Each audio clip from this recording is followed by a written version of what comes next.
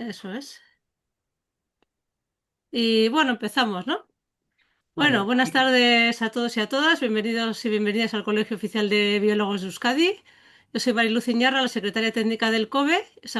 Agradecemos vuestra asistencia a este seminario web que se titula Salud de Precisión, Integración de Genómica y Microbioma en el Estilo de Vida. En este seminario web conoceremos cómo se interpretan los análisis genómicos y de microbioma para diseñar estrategias de salud de precisión. Antes de comenzar con el webinar, siempre nos gusta hablar un poco de lo que es el COBE y os informamos que celebramos siempre de manera bastante habitual y gratuita seminarios web de interés para los profesionales en biociencias y también para el público en general. Y estos seminarios son posibles gracias a la colaboración desinteresada de los ponentes, a los que les agradecemos esta colaboración. Y también realizamos otras actividades con organización de cursos, con descuento para los colegiados y colegiadas, jornadas, defensa de la profesión, asesoría jurídica, ofertas de empleo, entre otras muchas actividades. Y os animamos a visitar nuestra web para ver los servicios en cobeuskadi.eus. Y dicho de esto, en el seminario de hoy tenemos el placer de presentaros al doctor Adrián Odriozola, que es profesor de genética de la Universidad del País Vasco e investigador principal de Hologenomics Research Group. Y os recordamos que podéis hacer todas las preguntas en el chat y al final de la charla Adrián las responderá y las iré leyendo yo. Y bueno, sin más damos paso al ponente. Muchas gracias, Adrián. Muchas gracias. Bueno, buenas tardes y muchas gracias por la invitación al COBE y a los asistentes también por vuestro tiempo. Como dice Mariluz, pues soy profesor de genética en la Universidad del País Vasco, investigador del grupo de investigación Hologenomics y también miembro del grupo de investigación Biología Molecular del Cáncer, que es dirigido por la profesora Ana Zubiaga. Nuestra actividad se centra en el desarrollo de análisis genéticos y análisis de microbioma en herramientas bioinformáticas y también hacemos formación especializada e investigación. En investigación nos dedicamos al estudio del genoma y también del microbioma en relación, por un lado, al desarrollo de patentes en bioinformática aplicada a la nutrición de precisión, y en este sentido hemos desarrollado un sistema de recomendación de alimentos basado en la microbiota individual y en los objetivos específicos de cada persona. Por otro lado, investigamos también en nutrición de precisión aplicada a la prevención, diagnóstico y pronóstico del cáncer de colon. Y en este sentido, por un lado, hemos analizado la microbiota intratumoral en pacientes de cáncer colorectal y la hemos comparado con la microbiota de mucosa adyacente a estos tumores. Metodológicamente, esto ha sido un reto, puesto que más del 99,9% del ADN presente dentro del tumor es de origen eucariota y la cantidad de bacterias era muy limitada. Los resultados más significativos han sido, por un lado, el hallazgo de taxones que hasta la fecha no se habían asociado a la patología, como en este caso ha sido un aumento de la abundancia relativa de Streptococcus periodonticum, y ello pensamos que puede ayudar a mejorar el conocimiento de la biología de esta patología, ¿no? En este caso, Streptococcus periodonticum ha sido recientemente descubierto en 2019 en lesiones de periodontitis y esto refuerza la conexión entre ambas patologías, entre el hecho de padecer una periodontitis y el desarrollo de cáncer colorectal. En este área también hemos desarrollado una estrategia de nutrición de precisión para el aumento de la producción en nuestro organismo de ácido linoleico conjugado. Este ácido linoleico conjugado es un metabolito con propiedades protectoras frente al cáncer colorectal.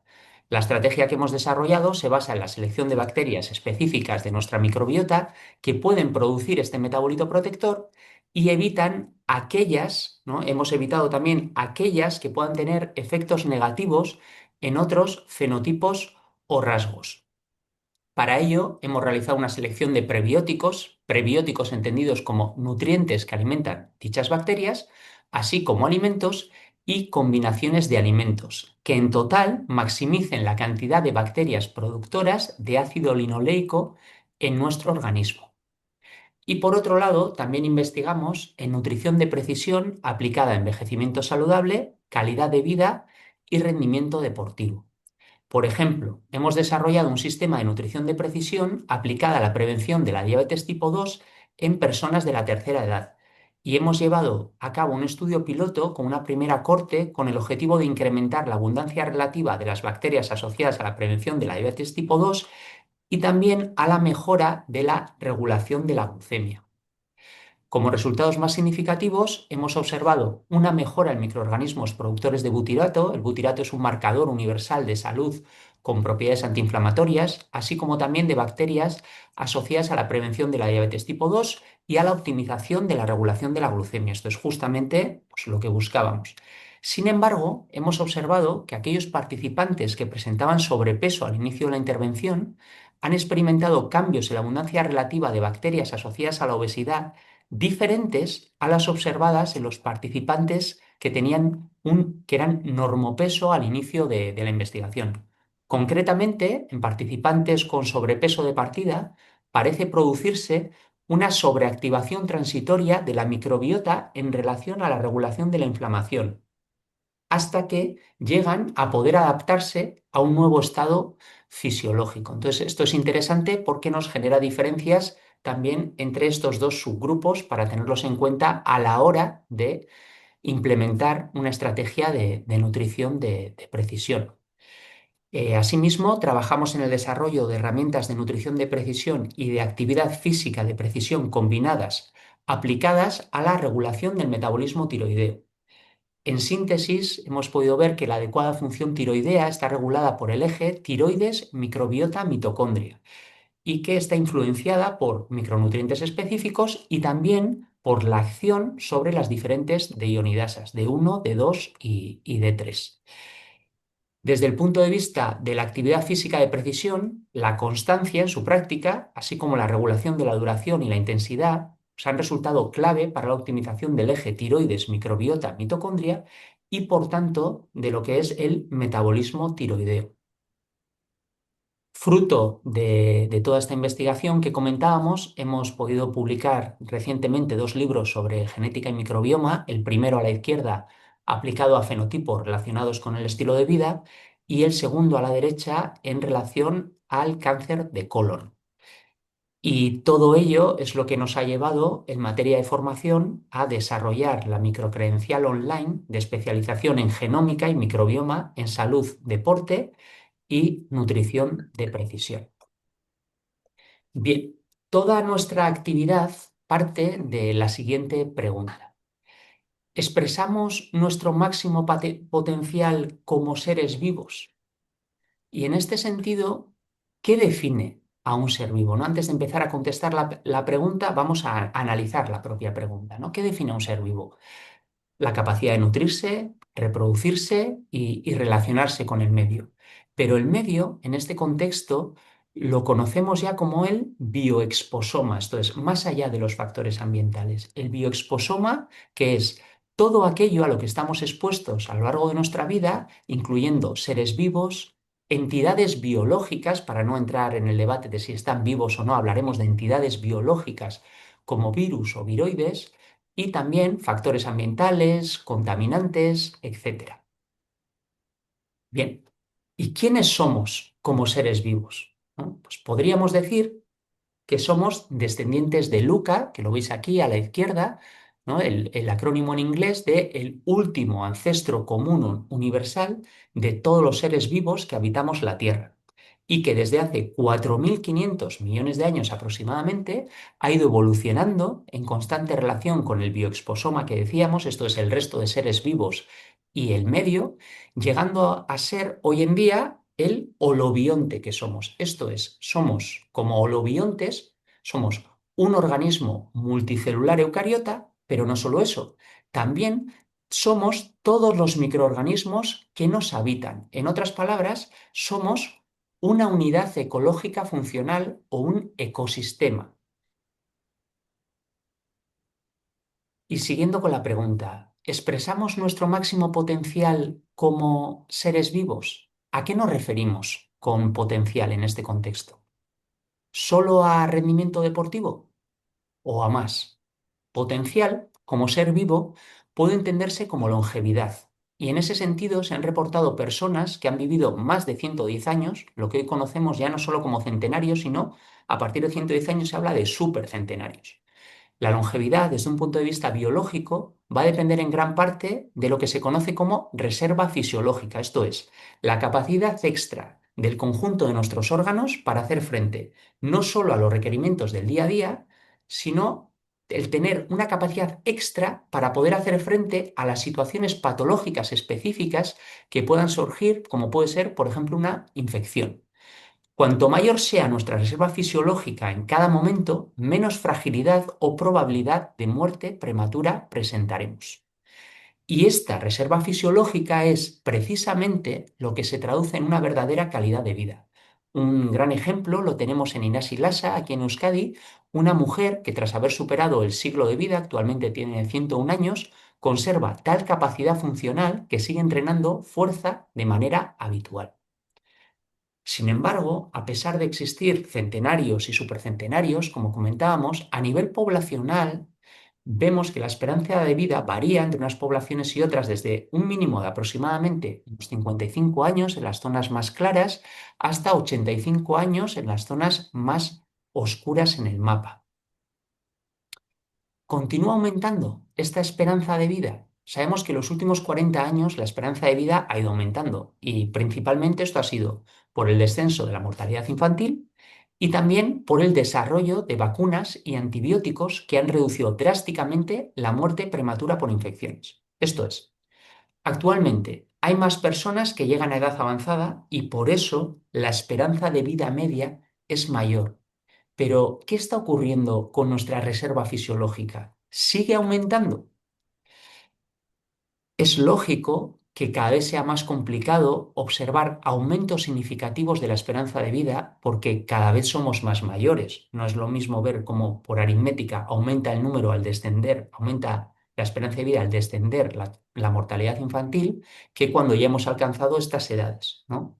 Pero continúa aumentando, como decíamos, aunque sea más lentamente. Pues lo cierto es que en Europa y en Japón se observa un ligero estancamiento. Pero es que en Estados Unidos, por ejemplo, incluso se está observando un descenso de la misma. Por un lado, se estima que es por las desigualdades sociales en el acceso y por la propia calidad de los servicios sanitarios, y por otro, porque la reserva fisiológica de la población actualmente parece tener una especie de techo de cristal en los 80-90 años. Esto es, como población estamos por debajo, al menos en 20-40 años, del umbral teórico de 120-150 años de longevidad e incluso alejados de los centenarios y más de los supercentenarios que se van registrando por todo el mundo. ¿Y a qué puede deberse esta diferencia entre el umbral teórico y los datos reales? Bien, si observamos las principales causas de muerte prematura, el dato es demoledor. Se estima que entre el 30 y el 80% es clínicamente evitable mediante un estilo de vida saludable, entre el 30 y el 80%. Y aquí tenéis los datos concretos publicados para cada tipo de patología. Pero incluso siguiendo las indicaciones generales de lo que entendemos por un estilo de vida saludable, hay un porcentaje de la población, señalado en rojo en cada una de las figuras, que muestra una respuesta negativa. Esto es, que empeora al comenzar al cuidarse. Aquí podemos ver en cuanto a biomarcadores como son el nivel de insulina en sangre en ayunas, la trigliceridemia, el HDL o colesterol bueno y en la presión arterial sistólica. Hablamos, si observamos lo que ocurre en diferentes grupos poblacionales, que entre un 5 y un 30% de la población, este porcentaje varía en distintas poblaciones y marcadores analizados. Esto es, en otras palabras, como población parece que nuestra longevidad y calidad de vida podría aumentar. Parece que seguir un estilo de vida saludable es uno de los factores principales para aumentar la longevidad y la calidad de vida. Pero parece también que no podemos hablar de un único estilo de vida que sea válido para todo el mundo. En otras palabras, que nos permita expresar nuestro máximo potencial como seres vivos. Y en este contexto nos preguntamos, ¿dónde reside nuestro potencial como seres vivos? En la genética de cada cual. ¿Y qué es la genética? ¿Y cómo influye en nuestra vida? La genética es la información única que define cómo podemos responder ante los estímulos. Vamos a analizar. La genética decimos que es información. Es información porque se puede entender como un libro escrito en un alfabeto de 4 letras. Un libro que gracias al proyecto Genoma Humano sabemos que consta de 3.200 millones de letras o nucleótidos. Es única porque no hay dos personas con el mismo genoma. Ni siquiera los gemelos univitelinos, que también acumulan mutaciones a lo largo de su vida y por tanto van a ser ligeramente diferentes entre sí. O sea, no hay dos personas con exactamente el mismo genoma. Y este conocimiento deriva de estudios como el proyecto Mil Genomas, donde se ha analizado la variabilidad genética en personas de diferentes poblaciones, o como se está estudiando actualmente en el proyecto mucho más ambicioso de 1 millón de genomas. Todo esto gracias a los avances que se han dado en secuenciación. Y después la función de dicho genoma, de cada una de las partes de nuestro genoma y esas variantes, se analiza, se estudia en proyectos como es el ENCODE. Seguimos. Por tanto, la genética es la información única, y aquí vamos a un punto importante, que define, no determina, define cómo podemos responder ante los estímulos. Esto es, la genética no nos condena, no determina nuestra vida. La genética define nuestro potencial y nuestra susceptibilidad ante un entorno concreto, esto es, ante cada uno de los estímulos que recibimos. ¿Pero a qué tipo de estímulos nos referimos en este contexto? Pues en el contexto de estilo de vida vamos a hablar de nutrición, actividad física, descanso, y no solo de estos tres, sino también vamos a hablar de nuestras relaciones y de nuestras emociones, ya que éstas se ha observado que afectan a nuestra relación con el medio o a nuestro bioexposoma, el hecho de cómo percibamos este entorno y cómo nos relacionemos con él. En otras palabras, mi respuesta individual va a depender de mi genética y del estímulo o cada uno de los estímulos que recibo. Y el estímulo adecuado para cada persona puede ser diferente.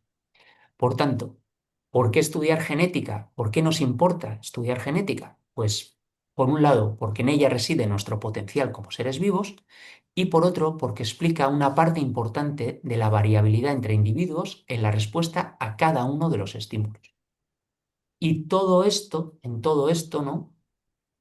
Se basa el concepto de salud de precisión. La salud de precisión, que definida por el NIH, por el Instituto Nacional de Salud de Estados Unidos, como la estrategia sanitaria que considera la variabilidad interindividual de los genes, esto es, la estrategia sanitaria que considera cómo variamos entre unas personas y otras en cuanto a nuestros genes, el ambiente, entendido como, en su definición, como exposoma, pero podemos añadir el bioexposoma, y el estilo de vida de cada persona para predecir, prevenir y tratar enfermedades de manera personalizada.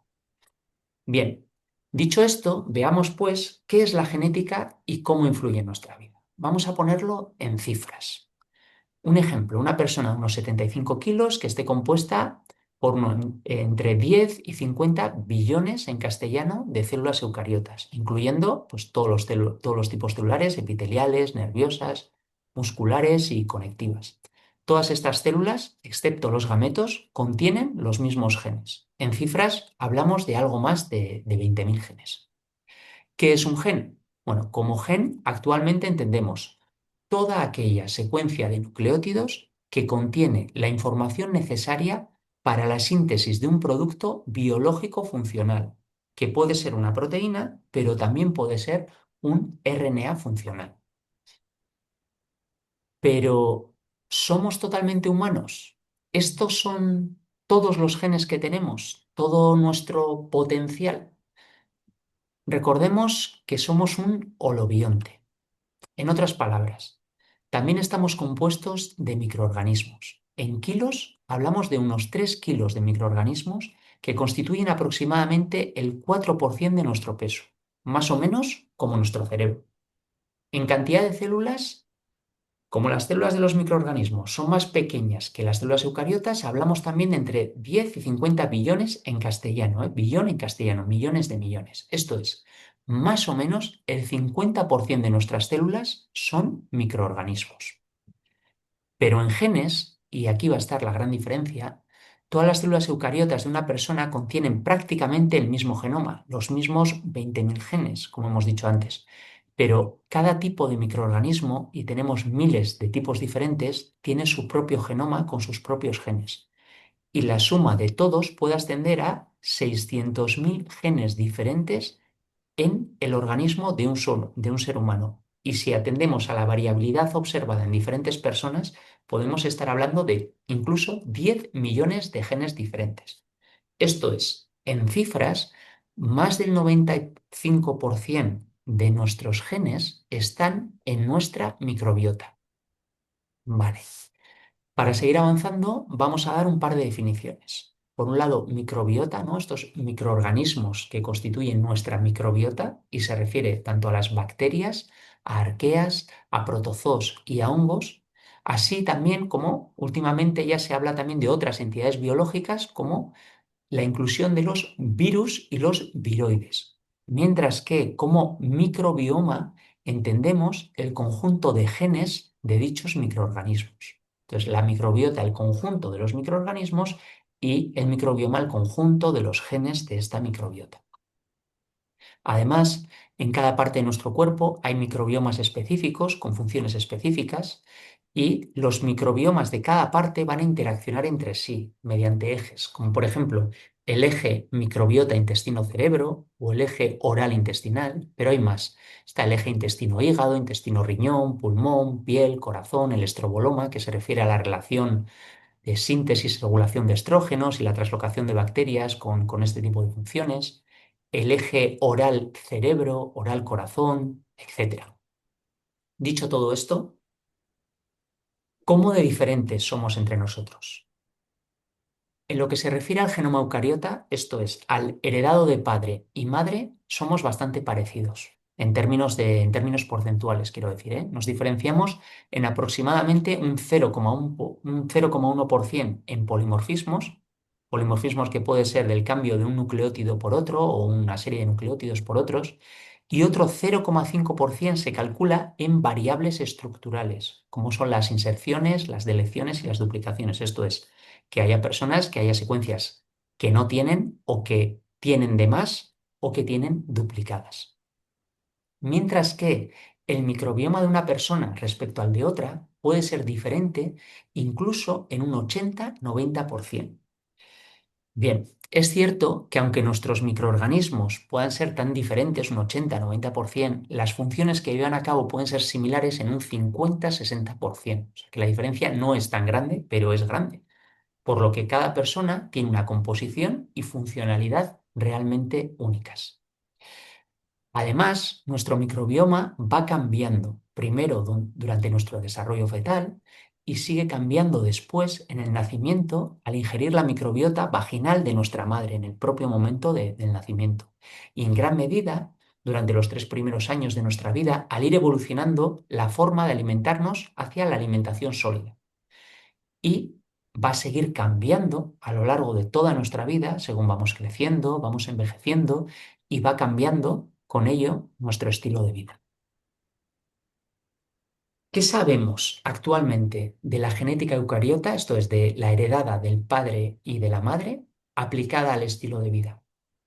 Para entender dónde estamos actualmente y también considerando el tiempo del que disponemos hoy, vamos a intentar hacer una foto general.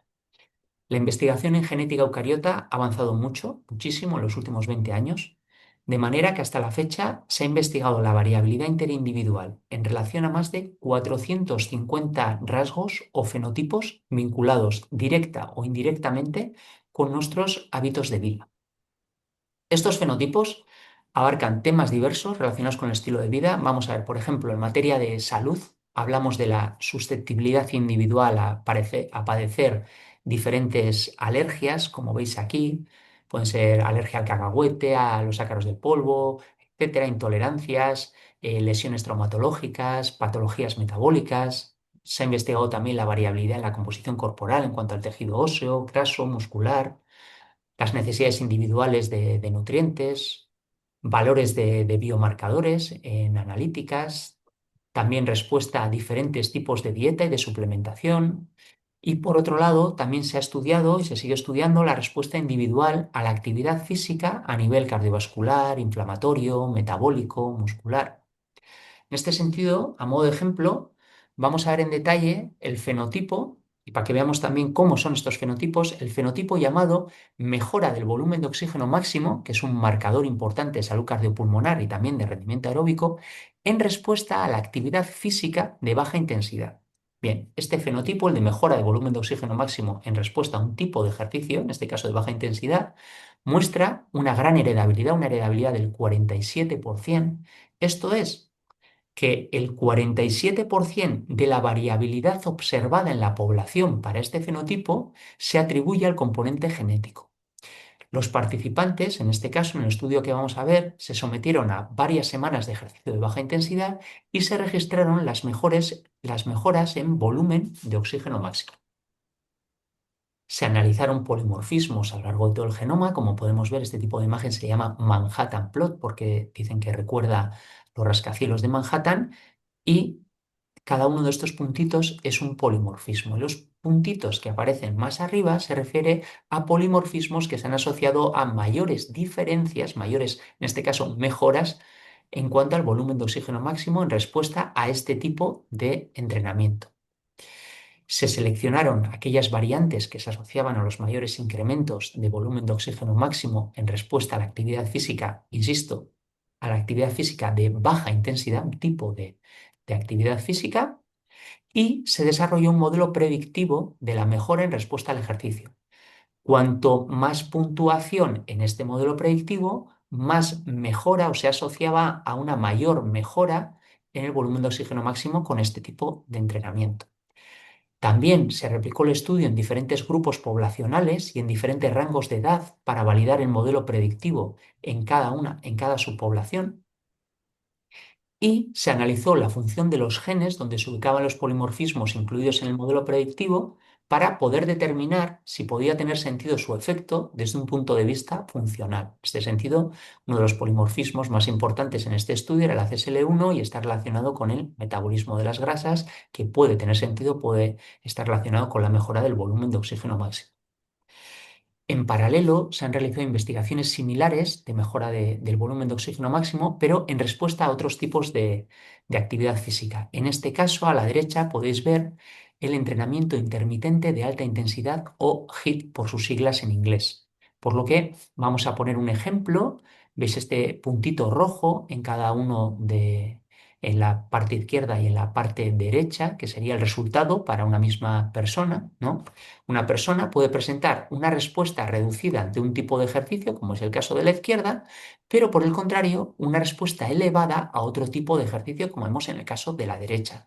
Y esta clase de modelos predictivos pueden ser de ayuda en la realización de actividad física de precisión. Esto es, para poder predecir cómo va a ser nuestra respuesta a un tipo de ejercicio en particular sin necesidad de haberlo practicado y haber seguido pues, el protocolo habitual de prueba y error en este sentido.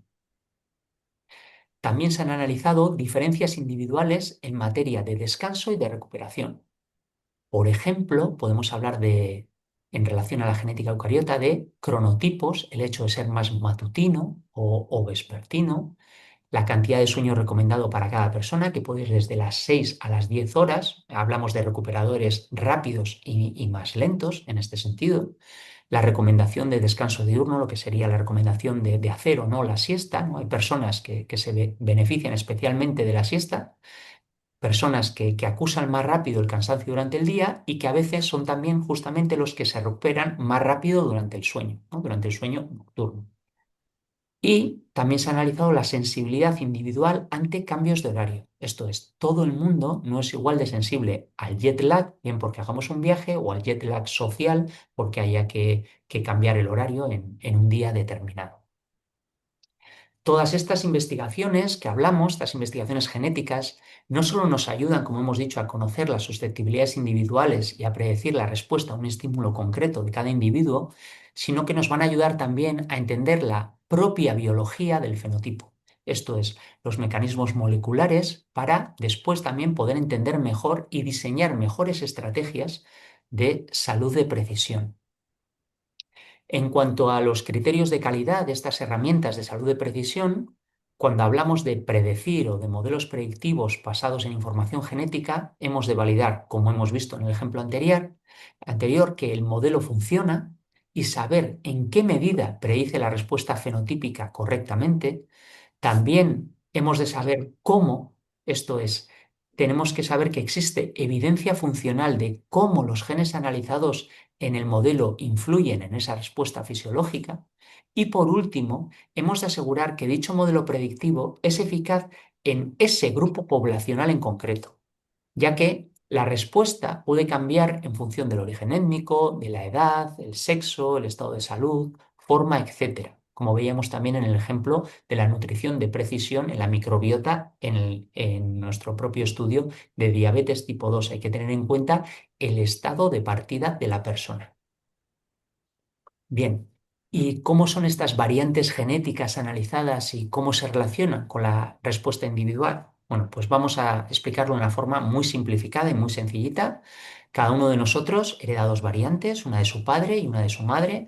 Las variantes pueden ser iguales, lo que llamamos homocigosis, o diferentes entre sí, lo que llamamos heterocigosis, y pueden ser variantes de un solo nucleótido, lo que conocemos como polimorfismos de base única o SNP en inglés, o pueden involucrar a más nucleótidos de nuestro genoma o libro que decíamos. En este ejemplo podéis ver una variante o alelo que se asocia a un menor riesgo de diabetes tipo 2, ¿no? La que está marcada en azul encima de la cara sonriente, este sería el llamado alelo protector, y la otra a un mayor riesgo, sería la bolita roja, llamado normalmente alelo de riesgo. Decir que en total en nuestro genoma existen más de 400 millones de variantes y la persona del ejemplo, con la carita sonriente, hereda de un progenitor, en este caso una variante genética, un alelo, que es lo mismo que variante genética, asociada a un menor riesgo para padecer diabetes de tipo 2 y el otro del otro progenitor, un alelo asociado a un mayor riesgo. Tiene uno de menor riesgo y otro de mayor riesgo heredado.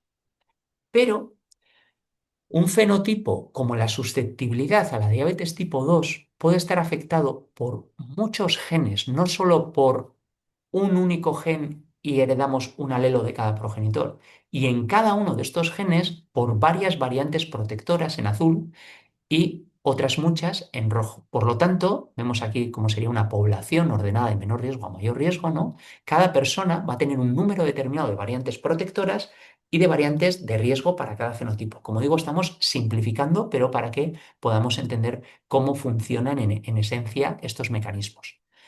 Con muy pocas variantes de riesgo, esto es la parte izquierda, el riesgo de padecer diabetes tipo 2 será menor y con muchas, en la parte derecha, será mayor. La mayoría de la población nos vamos a encontrar en la zona media, donde si estamos a la izquierda de la imagen, nuestra probabilidad de padecer tipo 2 será menor. Esta es la probabilidad de no padecerla en azul respecto a la probabilidad de padecerla. Y si estamos a la derecha, la probabilidad de padecerla va a ir aumentando. ¿De qué dependerá entonces que padezcamos o no la patología? Pues del balance entre nuestra susceptibilidad individual por nuestra genética y lo que colaboremos con nuestro estilo de vida individual a expresar o no dicho fenotipo. Por ejemplo, una persona con un bajo riesgo, con una pequeña prevención, puede ser suficiente para evitar la diabetes tipo 2, mientras que una persona con una mayor susceptibilidad para este fenotipo va a necesitar ser más rigurosa en sus hábitos saludables. ¿Y cuáles van a ser los principales criterios de calidad de un análisis genético de los que ya hay en el mercado, de las que ya se pueden utilizar? Pues por un lado, el número de variantes analizadas. Esto es, no puede ser que un test se limite a analizar 50 o 200 variantes, cuando en realidad existe evidencia de más de 650.000 variantes, polimorfismos SNPs, y estas se pueden analizar de rutina en los laboratorios. Por otro lado, las poblaciones analizadas en los estudios en los que se basan los resultados, como decíamos, han de ser específicas en cuanto a origen étnico, edad, sexo, estado de salud, forma. Por eso es muy importante que se realicen investigaciones en distintos grupos poblacionales, porque el 95% de las investigaciones se realiza en población caucásico-europea, pero somos solo el 5% de la población mundial. Entonces es muy importante que se realicen investigaciones en diferentes grupos poblacionales, en diferentes edades, sexos, etc. También es esencial que cada fenotipo esté definido de forma rigurosa y específica. Esto es, No se debe hablar, por ejemplo, de tendencia a las lesiones en general. Una persona que tiene mucha tendencia a las lesiones. No, esto es incorrecto desde el punto de vista científico, ya que la susceptibilidad a cada tipo de lesión en cada tipo de situación va a ser específica. Y por último, en cuanto a la interpretación de los resultados, han de basarse en la evidencia disponible actualmente, esto es, no ha de estar sesgada por un par de trabajos. Y hoy en día hablamos de miles de artículos y ha de ser individualizada y ha de estar correctamente explicada a cada tipo de profesional, ya sea de la nutrición, de la actividad física o clínica. Si no se cumple todo lo anterior, realizar un análisis genético no solo puede no servir de nada, sino que su efecto puede ser incluso negativo. Y en este punto nos referimos a la importancia de que el usuario entienda, insisto, lo que recupero de antes que comentábamos, que la genética no determina, sino que define la susceptibilidad individual. En otras palabras, el análisis genético informa de parte de la variabilidad en la respuesta a un estímulo concreto. Esto en lo que se refiere a genética eucariota, ¿no? En cuanto al microbioma, el número de fenotipos analizados en relación al estilo de vida asciende a más de 450, 450 si tenemos en cuenta los fenotipos analizados en general, pero si nos centramos en los relacionados más o menos directamente con el estilo de vida, estamos hablando de unos 150 fenotipos.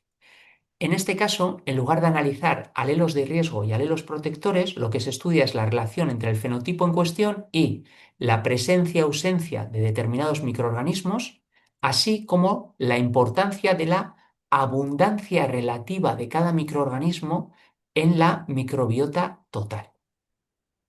Como fenotipos, en el caso de la microbiota, hablamos de los relacionados con la salud intestinal. Puede ser, por ejemplo, como la hiperpermeabilidad intestinal o la presencia de patógenos específicos y de microorganismos oportunistas que en determinadas situaciones de desequilibrio o disbiosis pueden ejercer un efecto negativo y por tanto convenga vigilar.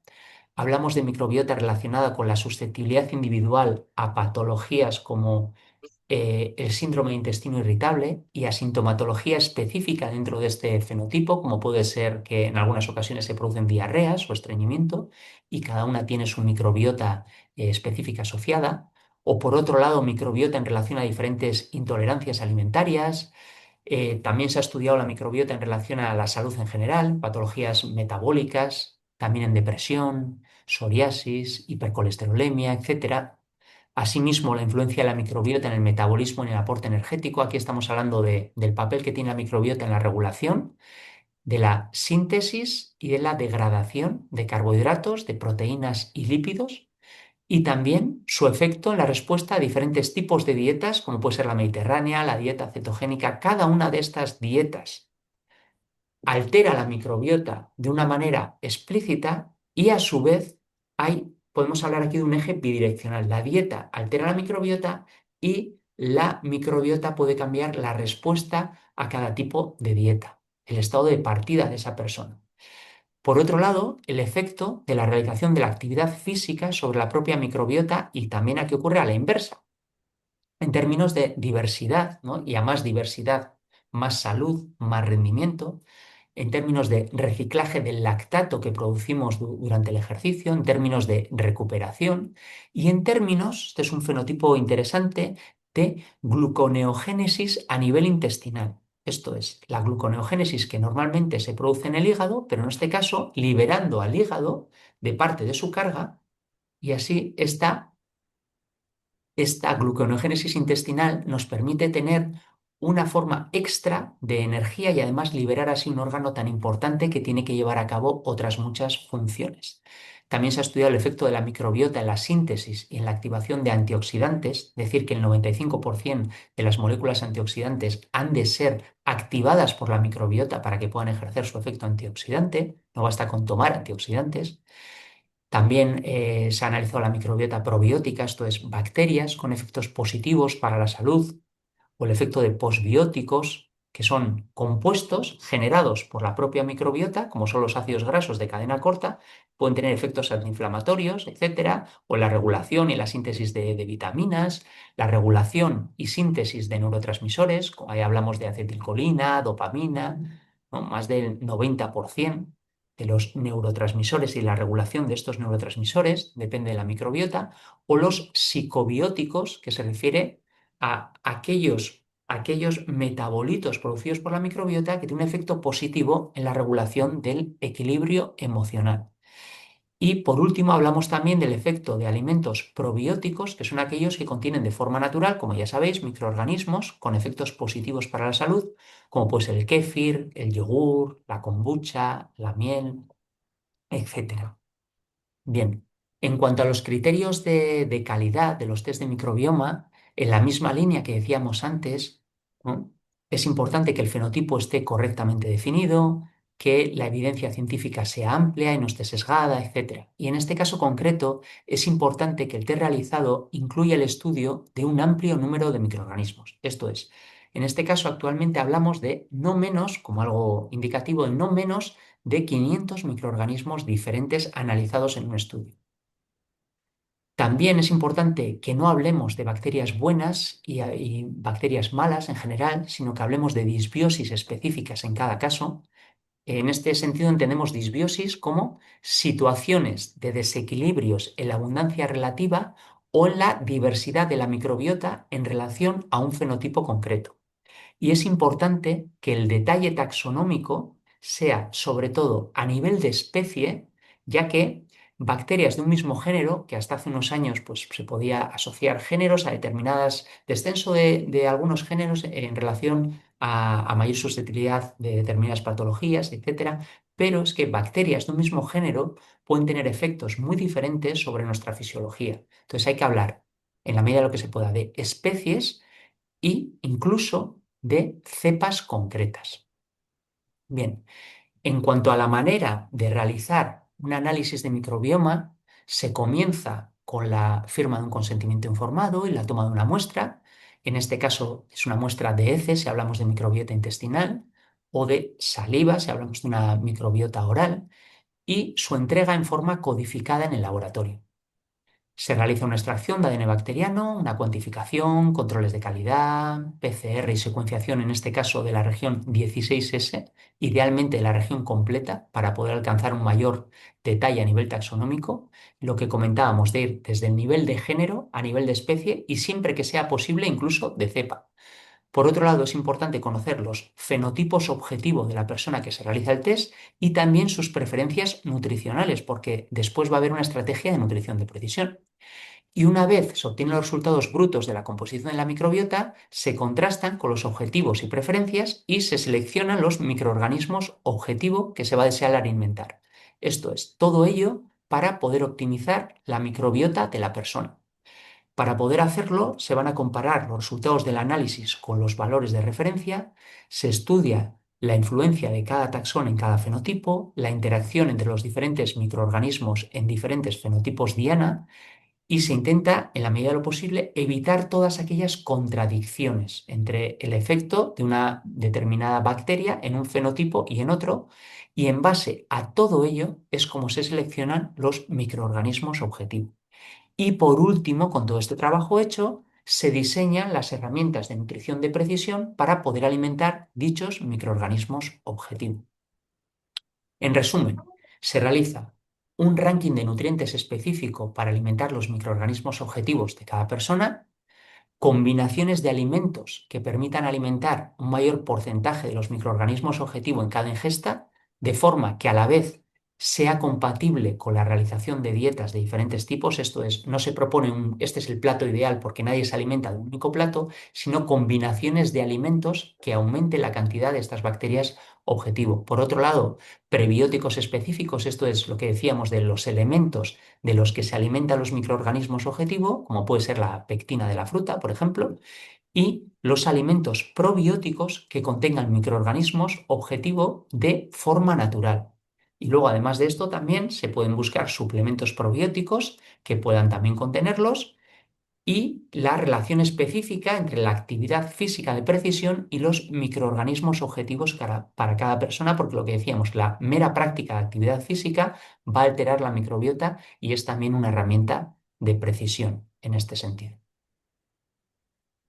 Bien, con todo esto que hemos hablado ahora, tenemos una idea general del conocimiento actual, pero también me gustaría comentar esas nuevas áreas de interés que están mejorando y haciendo que avancen todas estas áreas, ¿no? Por un lado, los avances en secuenciación y bioinformática que nos están permitiendo, como decíamos, analizar cientos de miles de polimorfismos, detallar la microbiota ya no solo a nivel de género, sino ir hacia el nivel de cepa, como decíamos, y entender mejor las interacciones entre los biomarcadores y los fenotipos, el descubrimiento de miles de nuevos seres vivos y la secuenciación de su genoma cada año, con literalmente millones de nuevos genes y compuestos con potenciales hasta ahora desconocidos para nosotros, el auge de la farmacomicrobiómica, esto es, la utilización de microorganismos que pueden mejorar, por ejemplo, la respuesta a tratamientos oncológicos,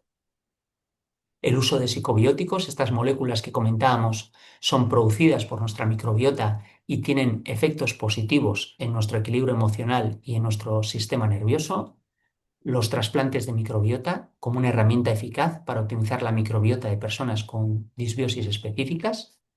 Hablamos también del descubrimiento de virus, viroides y obeliscos. Para que nos hagamos una idea, en los últimos 10 años hemos pasado de reconocer oficialmente 2.000 virus diferentes a actualmente 200.000, gracias a las técnicas de secuenciación, con lo que no solo identificamos, sino que además conocemos el genoma de estos 200.000 virus diferentes.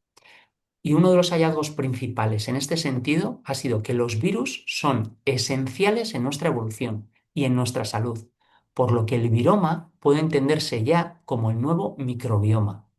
Al igual que hace 2 décadas los microorganismos se asociaban principalmente a las infecciones y después fuimos desarrollando todo este conocimiento del microbioma asociado a la salud de precisión, el concepto de viroma parece que va exactamente en la misma dirección. Por otro lado, el desarrollo de la vida sintética, esto es, en cuanto a los elementos mínimos genéticos que necesita un ser vivo, el desarrollo incluso de nuevos tipos de nucleótidos diferentes a adenina, timina, citosina y guanina, de nuevos códigos genéticos, de seres transgénicos capaces de alimentarse, por ejemplo, de nuestros desechos y sustancias contaminantes, si pensamos en buenos usos de esta vida sintética. Y por último, pues, por comentar la terapia génica, ¿no? Como la utilización de virus transgénicos para la modificación de mutaciones presentes en células humanas en diferentes patologías y su variante, una variante de la terapia génica muy diferente que se entiende como el dopaje genético. Dopaje genético cuando el objetivo de la modificación genética no es la mejora de la salud de la persona, sino que lo que se busca es la mejora del rendimiento deportivo. Y este hecho, la utilización del dopaje genético, se estima que empezó ya, según la Organización Mundial Antidopaje, en las Olimpiadas del 2008. Sin embargo, no tenemos todavía métodos eficaces para poder detectarlo. En conclusión, con todo lo que hemos dicho hasta aquí, los avances tecnológicos, los hallazgos en investigación y las nuevas teorías nos conducen a un contexto en el que se está desarrollando la salud de precisión, entendida como la intervención personalizada en materia de estilo de vida en base al conocimiento genético y de microbioma.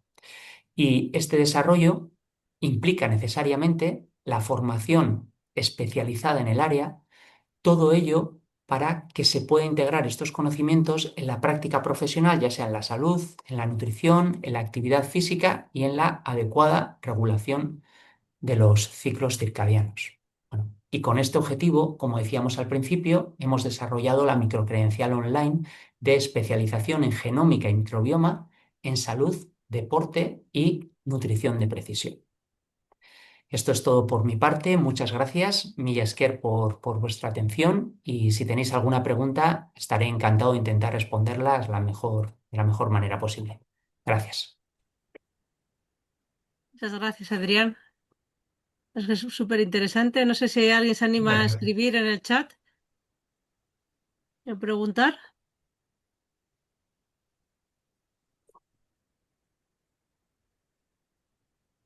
O si no, no sé si podrían hablar en alto.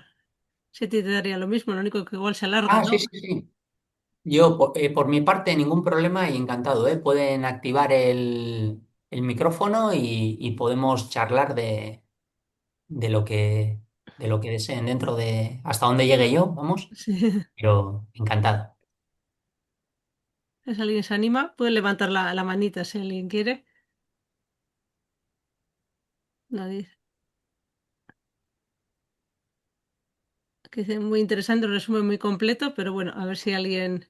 Muchas gracias, Gloria. La verdad es que es un tema que, como podéis ver, pues es muy amplio, ¿no? Tratar ya solo uno de los fenotipos en mayor profundidad, pues a veces nos da para una clase entera, ¿no? Entonces, bueno, he intentado dar una visión general para poder transmitir el alcance de estas herramientas que hasta hace poco se hablaba como algo de futuro pero que hoy en día ya es presente, ¿no? Ahora mismo la principal limitación para la implementación en la práctica profesional es el reciclaje en este sentido de los diferentes profesionales, por eso lo que decíamos de la microcredencial para saber qué conocimiento hay y cómo les puede ayudar en esa práctica profesional, ¿no?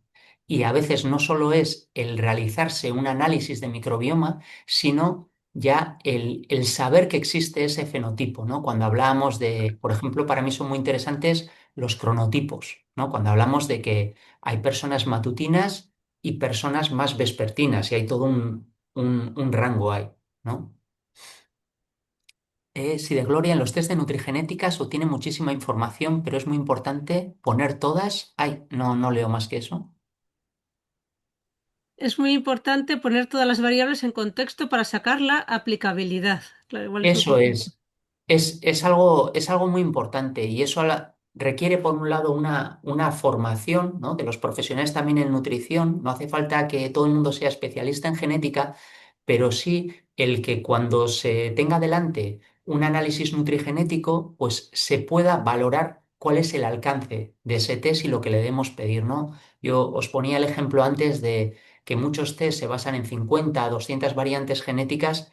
Claro, porque es más fácil diseñar un análisis de este tipo y transmitir una información así, pero tenemos que hablar de cientos de miles de polimorfismos. Y el análisis no nos puede hablar solo de cambios cualitativos, mayor susceptibilidad a esta patología, sino nos tiene que hablar de el efecto a nivel cuantitativo, cuánto influye en ese fenotipo, qué otros factores se relacionan y la conjunción de genética y de microbioma, ¿no?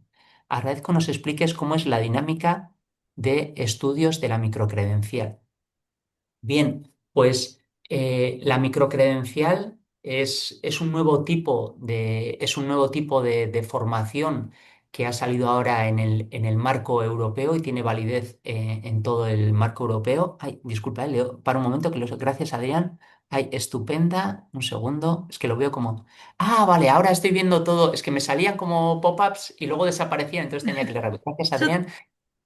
Cómo se han calculado los valores de referencia de cada especie de microbiota me parece muy variable para establecer valores de referencia. Mira, pues voy contestando las dos preguntas. O mira, empiezo ahora por esta última. Los valores de referencia se pueden obtener de las principales bases de datos para cada uno de los fenotipos cuando tenemos publicados decenas de miles de resultados de microbiota para cada uno de los fenotipos y se pueden estratificar las poblaciones y en las propias bases de datos se puede observar cuál es el rango de variabilidad de esas personas para ese fenotipo. Entonces, esta es una de las cosas que se aprende a hacer en la microcredencial, esto es a utilizar las herramientas que ya hay, porque la gran mayoría del conocimiento está en bases de datos públicas y cómo se puede obtener, pues entre otras cosas, algo muy importante como son los datos de referencia para cada edad, cada sexo, ¿no?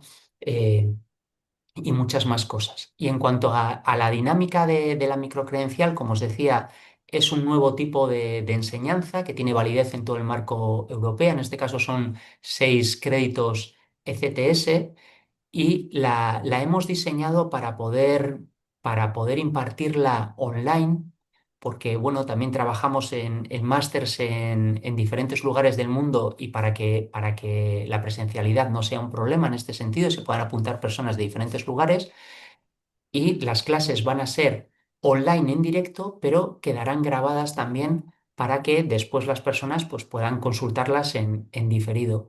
Y a lo largo de la microcredencial, lo que hacen los participantes es elegir un fenotipo y desarrollar ellos mismos un análisis genético y de microbioma simplificado, en cuanto a que no vamos a tener en cuenta todos los polimorfismos y toda la microbiota relacionada, pero lo simplificamos de manera que preservemos su estructura para que el estudiante pueda entender cómo se realizan estos estudios, aprenda a interpretar estos estudios, a buscar información y al final de la formación no solo sea capaz de comprender lo que ya hay estudiado hasta el momento, sino que pueda integrarlo en su práctica profesional e incluso ante una duda concreta sea capaz de buscar esa información y saber pesarla, ¿no? Saber decir, vale, influye hasta aquí y estos otros factores son los que también interaccionan y he de considerar, ¿no? Entonces, en cuanto a la microcredencial, es así como la hemos estructurado. No sé si tenéis alguna pregunta más.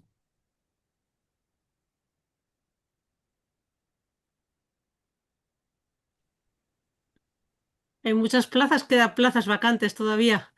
Pues me imagino que sí, porque al final yo en este caso organizo desde el punto de vista del profesorado, pero luego hay personas que se encargan de la organización, en este caso de ir recibiendo las matrículas y no lo he mirado, pero sé que quedan vacantes todavía.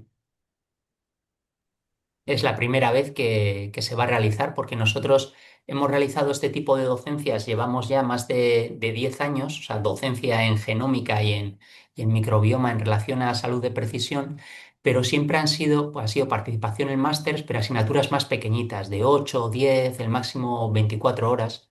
Y ahora pues con las microcredenciales, la verdad que para nosotros es una gozada, porque poder pasar a 60 horas de docencia pues nos permite hacer un estudio mucho más profundo, ¿no? Incorporar sobre todo partes como la parte del descanso, de las relaciones, de las emociones, que normalmente por falta de tiempo se aborda muchísimo menos. Nos solemos centrar más en la parte de nutrición. Actividad física también a veces lo tenemos que encorsetar un poquito, pero ahora con la microcredencial, pues va a haber apartados de nutrición, de actividad física, de descanso, de la parte de relaciones y emociones y también todo desde el punto de vista evolutivo. Y a la hora de desarrollar este trabajo que se va haciendo a lo largo de la microcredencial, también se trabajan herramientas básicas de bioinformática.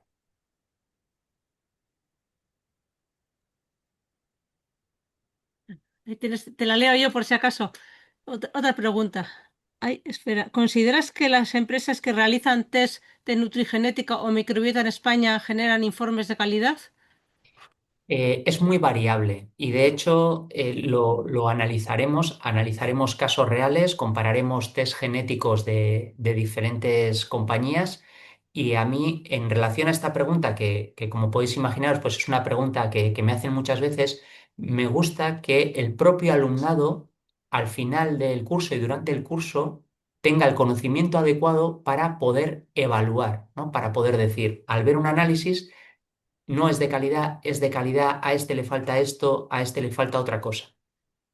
Los criterios de calidad son un poco los que hemos comentado previamente, entonces eh, reformulo la pregunta. ¿Hay test de nutrigenética actualmente en las farmacias que se basan en 50 marcadores en vez de en 650.000? Sí, hay y se comercializan desde hace muchos años.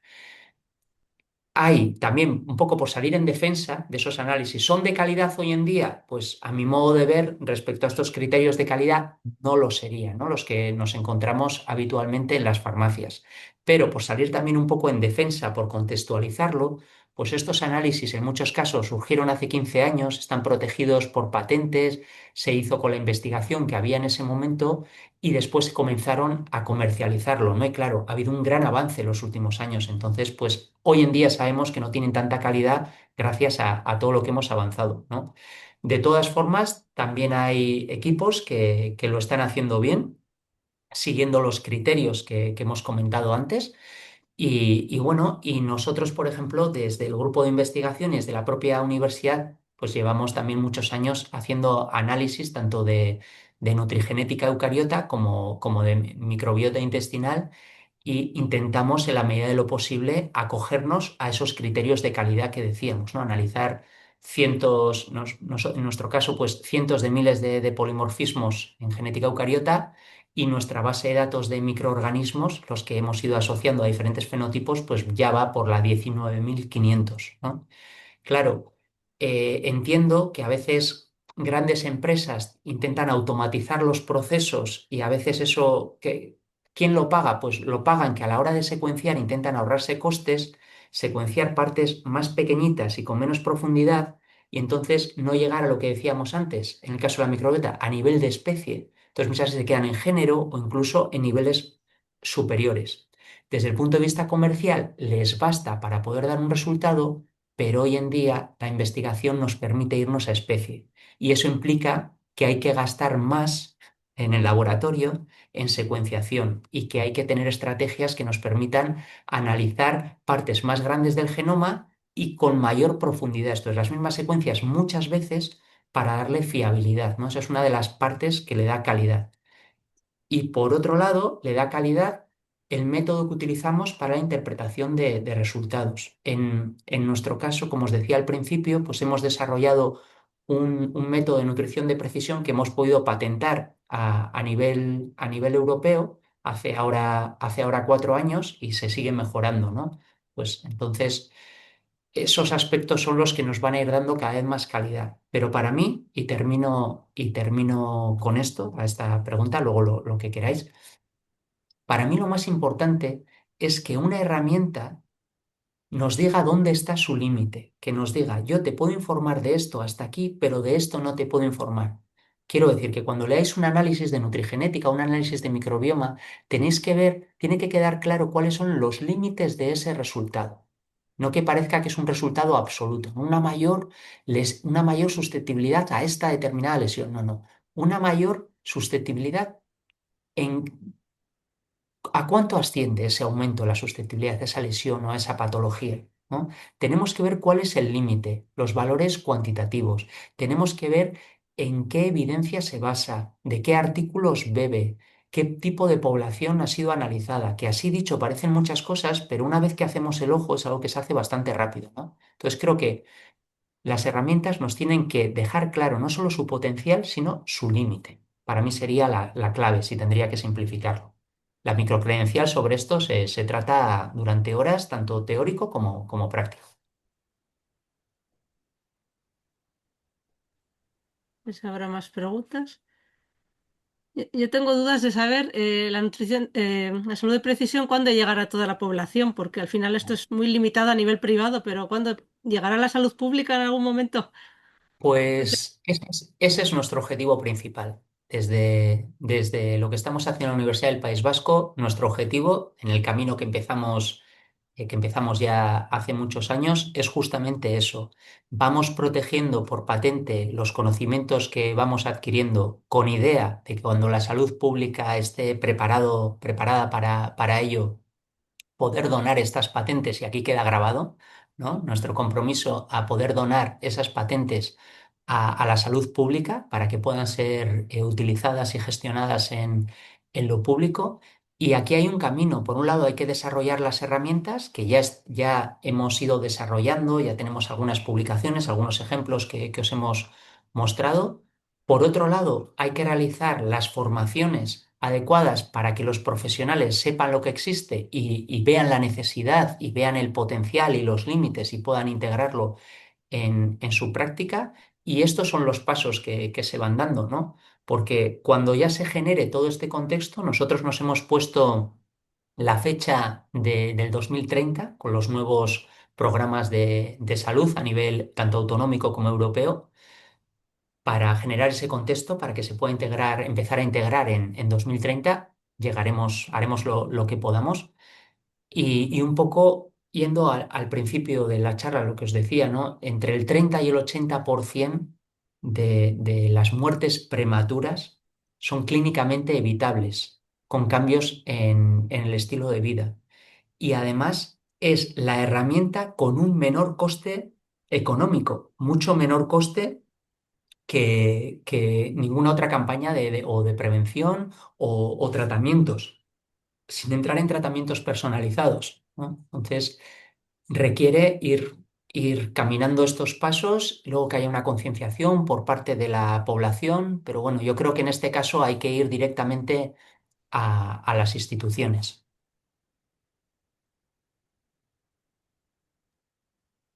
¿Alguien más se anima? ¿Alguna pregunta? Nos hemos pasado 10 minutos, pero bueno, si alguien se animará. Factores de estrés no habéis estudiado, ¿no? Porque al final nos cuidamos, pero el estrés cada vez es mayor. No, mira, es un tema muy importante la percepción en este sentido, porque aunque hay muchos fenotipos y bueno, no hemos tenido tiempo de hablamos de los estímulos, cómo influyen en la genética y la microbiota y luego cómo a su vez esto influye en unas determinadas dianas, ¿no? Que, mira, puedo abrir un momento aquí. Aquí cuando hablamos de dianas, ¿no? Aquí lo he resumido y lo he puesto un poco en un lenguaje un poquito más coloquial: energía y metabolismo, movimiento, inmunidad, función cognitiva, inflamación. Aquí si tuviéramos que elegir un solo fenotipo, una sola diana, mejor dicho, en cuanto a microbioma, hablaríamos de la inflamación, ¿no? Como ese sistema de alarma universal en todos los seres vivos. Ese sistema de alarma que nos activa nuestro sistema inmune, activa nuestros sistemas de defensa, activa nuestro metabolismo para que podamos responder ante ese estrés que puede ser objetivo o subjetivo, ¿no? Ese estrés que puede ser un ataque real de algo que tenemos que correr o luchar, pero que también tiene una gran parte de percepción. Entonces, cada vez se le está dando más importancia a esta percepción, porque esta desregulación de la inflamación, de esta señal de alarma, de manera crónica, que es lo que ocurre con el estrés, ¿no? El vivir permanentemente estresados genera una serie de cambios a nivel de microbiota, del sistema inmune, de la inflamación, alteración de los metabolismos que utilizamos, se inhibe el metabolismo aeróbico. Entonces es como, siempre pongo este ejemplo, como si estuviéramos corriendo siempre detrás del autobús. Conviene correr detrás del autobús para cogerlo, pero si el autobús se aleja y sigues corriendo, acabarás muerto, ¿no? Entonces, gran parte de esta diferencia entre lo que ese techo de cristal que estamos observando en esperanza de vida y el umbral teórico, o esos supercentenarios que cada vez se registran más por todo el mundo, gran parte está en ese desgaste prematuro de los órganos debido a ese estrés, porque el estrés lo que produce es inmediatamente una falta de eficiencia. Se gasta más energía de la que debiéramos para hacer algo, ¿no? Si estamos estresados nos cuesta todo una barbaridad. Estamos gastando mucha más energía. Entonces, esta es una variable que se está integrando en las investigaciones y en los paradigmas que se realizan cuando se intenta entender toda esta parte en el microbioma. La parte de la percepción. Interesante. Pues no sé si habrá más, ya son las 7:12. Si alguien se anima, la última oportunidad, si no, igual lo dejamos ya y ya nos hemos pasado. Antes me había parecido que justo Kepa Sagastizábal, puede ser, es que no veo todo el nombre. Ah, a ver. Parecía No, que había, me ha dado la sensación como que activaba el micrófono, pero no lo sé. no. ¿Qué, querías decir algo? No, no No, parece. igual me ha parecido Sí, a hola, mí. buenas tardes. No sé Oh, si me buenas tardes. escucháis. Buenas Oye, tardes, sí. te felicito por la conferencia. La verdad que, bueno, Muchas gracias. soy un apasionado y recién llegado un poquito a este mundo, aunque casi 40 o 50 años tarde, ¿eh? Entonces, bueno, yo tenía una pregunta un poquito en el aire, ya ha salido en el chat. y quería hablarte un poquito acerca de los test genéticos de estos directos al consumidor que ya has comentado, ¿no? Ujú. ¿Hasta dónde es recomendable que esto esté en el mercado o hasta dónde es recomendable que se espere un poco más a que esto esté en el mercado? Nada más que eso. Y enhorabuena. Y me gustaría cursar la microcredencial. Así que voy a Muchas, ponerme a buscar información. Muchísimas gracias, ¿eh? Ha sido estupendo. muchas gracias, Kepa. Pues volviendo a los test, estos, los DCT, ¿no? Los Direct Customer Testing, los test de consumo directo, ¿no? Que no pasan por ningún profesional sanitario, ¿no? Porque no se considera herramienta diagnóstica ni de tratamiento. Entonces, son test que se pueden adquirir por internet mismo, ¿no?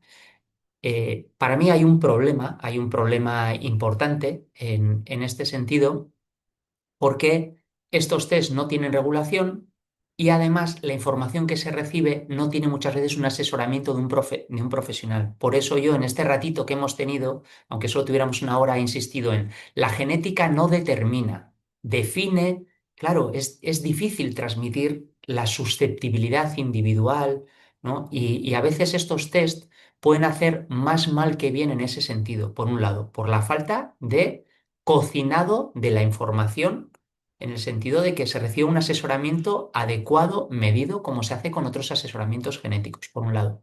Y por otro, como ya apuntaba antes, porque muchos de estos test no reflejan lo que la evidencia científica permite decir hoy en día. La evidencia científica está muchísimo más avanzada que la información que se recibe en el 99% de los test que hay en el mercado. Los últimos años se ha avanzado muchísimo podemos tener, tiene un potencial mucho mayor y podemos obtener información no solo de la capacidad predictiva de este tipo de test, para, como decíamos, ¿no? A la hora de seleccionar una actividad u otra en relación a un objetivo concreto que tengamos, ¿no? No solo en relación a esto, sino también porque estos test nos pueden ayudar a entender que existen algunos fenotipos. Y ponía el ejemplo de los cronotipos y lo sintetizo, ¿no? Pero es, nuestra sociedad está organizada para el cronotipo matutino. Entramos a trabajar a las 8 de la mañana. Hay personas que están siempre cansadas, joder, esta persona, qué vaga eres, que joder, siempre llegas cansado, ¿no? Pero es que son personas que la regulación de su ciclo circadiano es diferente, es un poco tardía y estas personas, si se pueden levantar a las 10 de la mañana, a las 11 de la mañana, van a tener un rendimiento mucho mayor y a la noche van a tener un rendimiento mucho mayor. Igual que hay personas que necesitan dormir, decimos, hay que dormir 8 horas, pero hay personas que durmiendo 6 horas ya han realizado todo el descanso que necesitan y hay personas que necesitan dormir 11 horas. Y además estamos viendo que la desregulación del ciclo circadiano y el realizar actividades fuera de horario, pongo un único ejemplo, por ejemplo, a la noche, cuando ya estamos hablando de una actividad metabólica muy reducida, de pronto ingerimos un alimento, en ese caso nuestro páncreas está dormido y la respuesta que podemos tener a esa alimentación puede acercarse más a la respuesta de un páncreas de una persona con una diabetes tipo 2 y podemos además aumentar nuestra susceptibilidad simplemente debido a una cronodisrupción, debido a que estamos pidiéndole a ese órgano que realice un trabajo cuando no le toca, ¿no? Entonces, hay mucha información que además es lógica, se ve enseguida, que ni siquiera hay que hacerse un análisis en este sentido. Para saber qué cronotipo tenemos es muy fácil. Cuando no te suena el despertador, cuando estás de vacaciones y si se te deja tu aire, ¿a qué hora tiendes a despertarte? ¿No? ¿Y a qué horas te encuentras con más energía? ¿Sientes que necesitas una siesta? ¿Sientes que no? Porque esto, como decíamos, es diferente. Hay personas que consumen la energía en ese sentido, se desgastan antes durante el día pero también suelen ser recuperadores rápidos. Entonces, una pequeña siesta a mediodía les puede ayudar, ¿no? Entonces, el saber que existen los fenotipos ya nos orienta, nos puede orientar de esta manera y saber lo importantes que son. Gloria preguntaba que cuántas clases contiene la microcredencial. Y yo creo que no hay más Pues preguntas. sí, son 6 créditos ECTS, en total serán 60 horas de clase que quedarán ahí grabadas. Algunas, la mayoría serán en directo y luego quedarán grabadas y otras las colocaremos grabadas y lo que haremos será ir avanzando en la parte más práctica, digamos, que estará preparada tanto para hacerse conjuntamente como para hacerse también en diferido. Una pregunta recurrente de las personas que han ido escribiendo en relación a la microcredencial hasta ahora, dicen, pero ¿y si no puedo realizarla en el horario que sean las clases, puedo realizar todo el curso en diferido? Y la respuesta es sí, sin ningún problema. Y además, pues luego algunas de las clases serán para tutoría, para ayudar en este proyecto que es sencillo, quiero decir, que nadie se asuste en el sentido que diga, "Buah, tengo que hacer un análisis genético, va a ser algo que voy a ser capaz de hacer". Está pensado para que sea un acompañante durante el curso y para que nos ayude. Yo creo que la mejor manera de, en este caso que os preguntáis por los test genéticos, la mejor manera de saber si un test genético o no funciona o es bueno o es malo, pues es aprendiendo a hacer uno. Pero en este sentido que podéis estar tranquilos, tranquilas, que el nivel en el desarrollo del análisis va a estar siempre pensado desde el punto de vista académico para que ayude, no para que sea un problema a la hora de cursar la microcredencial. Ah, aquí, felicidades. ¿Crees que el biólogo debería pelear para estar más presente como profesional en estos campos? No sé si me explico. Pues yo creo que sí. Yo aquí, por ejemplo, en la Universidad del País Vasco imparto clases en el grado de biología, he impartido también en bioquímica y en biotecnología y en total en 8 universidades en diferentes grados de biología, etcétera. Y yo siempre intento transmitir lo mismo.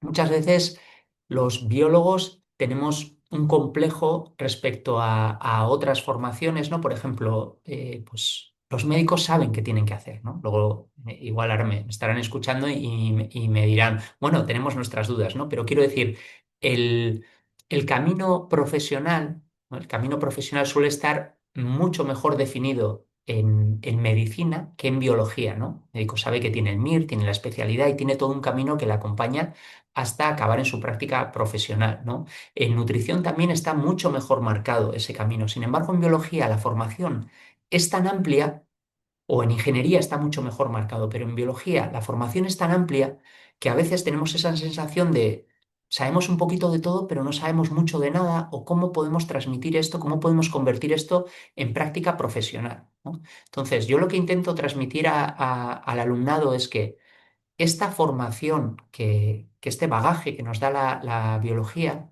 cada vez tiene una mayor importancia, o así lo veo yo al menos, esto es una opinión personal, ¿no? En materia de todo esto que estamos hablando, de salud de precisión, en el desarrollo de herramientas moleculares, en el análisis de ecosistemas, empezando por nosotros mismos o cualquier tipo de ecosistema, ¿no? Desde el punto de vista biológico tradicional, pero también desde el punto de vista molecular. Para mí la biología es la mejor formación posible para tener un contexto que conecte la ecología con lo molecular.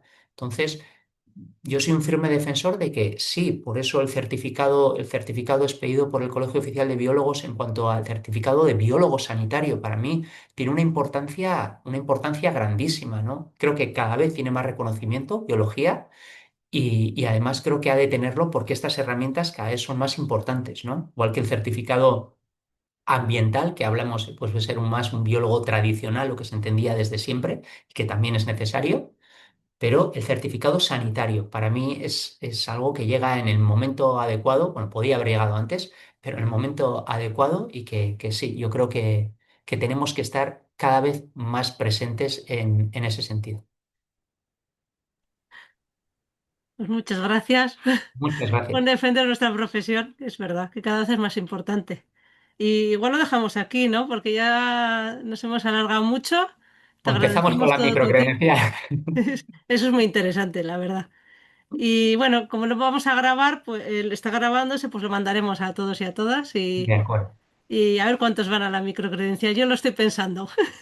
Te has dicho que se puede ver en diferido, igual me animo. Sí, está pensada, la verdad es que al final yo ahora mismo también estoy realizando formaciones online porque es pues mucho más práctico para las personas que estamos trabajando y la microcredencial está pensada para que se pueda hacer el 100% de ella en diferido. que es pues la realidad de muchos de nosotros, ¿no? Pues nada, lo dejamos aquí, voy a detener la grabación y